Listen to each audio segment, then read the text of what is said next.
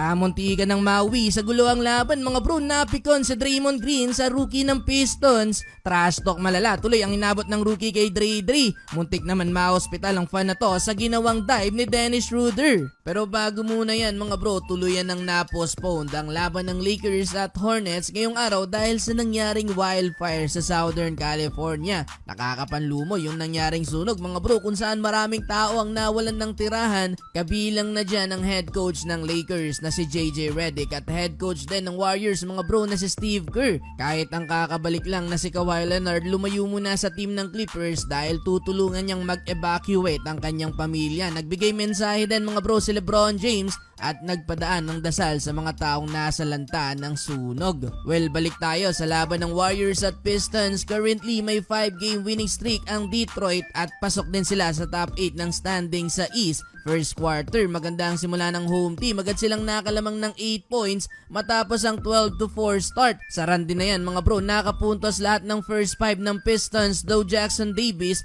pinosterize si Tobias Harris. After niya, nagkaroon ng konting bawi ang Warriors, iwan ng kalaban kay Stephen Curry na sundan pa yan ng magandang assist sa ilalim para kay Jackson Davis. Kumana ng run ng Warriors mga bro under 5 minutes kung saan nakuha na din nila ang lead. Daming wala ngayon sa Golden State, 5 key players mga bro ang injured kaya naipasok etong si Guy Santos na nakapagtala ng 3 sa corner. Nagtala ng 6 points si Curry sa first quarter pero leading scorer nila si Jackson Davis with 8 points, 25-23 in favor sa visiting team. Second quarter, tuloy ang momentum ng Warriors, 3 points agad para kay Steph Curry to start the quarter. 3 din mga bro para kay Guy Santos. Nakakadalawa na ang player na to gustong magpakilala mga bro sa Warriors. Pero eto, Isaiah Stewart vinalibol ang layup ni Curry sa play na to. Though palubo ang lamang ng Golden State, dalawang sunod na 3 para kay Buddy Hield. Umabot na sa double digit ang lamang ng visiting team. Kumana pa ng 11-2 nating run ng Warriors under 5 minutes. Pangatlong 3 na para kay Guy Santos.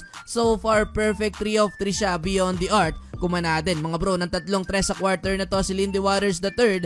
Kay Santos at Waters pa lang may 6 na 3 na ang Golden State. Kaya maintaining sa double figure ang inahabol ng Pistons, 57-47 halftime. Entering the third quarter, mukhang bumabalik na ang kumpiyansa ni Buddy Hield. 8 straight points mga bro para simulan ng opensa ng Warriors. Palo sa 17 points ang lamang ng Golden State. Another dunk for Davis at 3-pointer para kay Dennis Schroeder. May pang-asar pa mga bro sa kalaban. Pero di pwedeng magpakampante ang Warriors dahil after mag-angas ni Schroeder, biglang kana ng 11 straight points ang Pistons, cutting the lead to just 6. Biglang alat pa ang shooting ni Stephen Curry, 1 of 11 nasa 13 step mga bro, maintaining na lang din sa single digit ang lamang ng Warriors, 82-74.